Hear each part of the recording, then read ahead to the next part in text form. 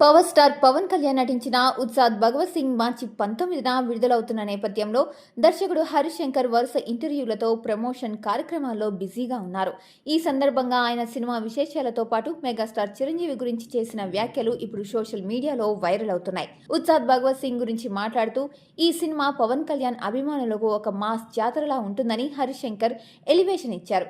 గబ్బర్ సింగ్ తర్వాత మళ్లీ అదే స్థాయిలో పవన్ ను పవర్ఫుల్ పోలీస్ ఆఫీసర్ గా చూపిస్తున్నామని, డైలాగులు, యాక్షన్ సన్నివేశాలు థియేటర్లలో ఈలలు వేయించేలా ఉంటాయని తెలిపారు.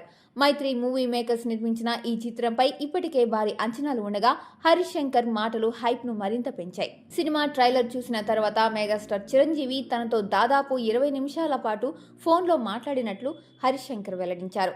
చిరంజీవి గారు ట్రైలర్లోని ప్రతి షాట్ గురించి మురిసిపోతూ చెప్పారు. పవన్ చాలా అందంగా ఉన్నాడని, డైలాగులు అద్భుతంగా ఉన్నాయని ఆయన ఎంతో మురిసిపోయారు. ఆ ఫోన్ సంభాషణ తర్వాత నాకు ఒక విషయం అర్థమైంది.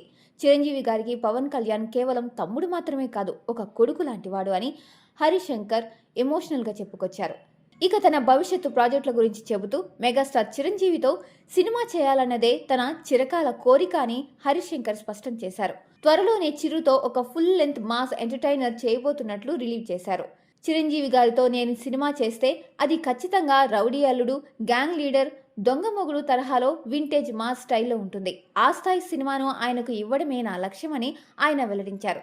వీరిద్దరి కాంబినేషన్లో అధికారికంగా ఎప్పుడు పట్టాలెక్కనుందో అని అభిమానులు ఆసక్తిగా ఎదురుచూస్తున్నారు. ఉత్సాద్ భగవత్ సింగ్ తర్వాత హరీష్ శంకర్ ఏ హీరోతో సినిమా చేస్తారన్నది ఆసక్తికరంగా మారింది.